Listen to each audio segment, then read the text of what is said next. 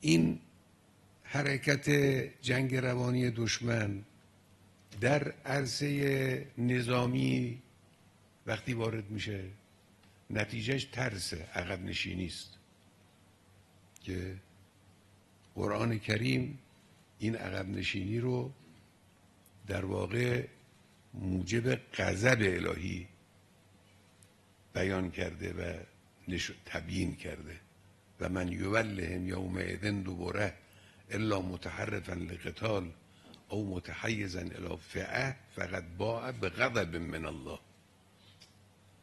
اگر در مقابل دشمنی که مهاجم به شماست، انواع مهاجمه، یه وقت مهاجم با شمشیر رو تو میدان روبرو سینه به سینه است، یه وقت مهاجم تبلیغاتی است، یه وقت مهاجم اقتصادی است، یه وقت مهاجم نظامی است با ابزارهای جدید.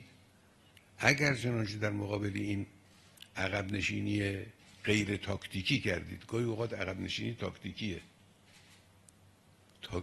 عقب نشینی هم یه تاکتیکه گاهی اوقات، مثل پیشروی، اون اب نداره. الا متحرفا لقتال او متحیزا الی فئه، تاکتیک اینه.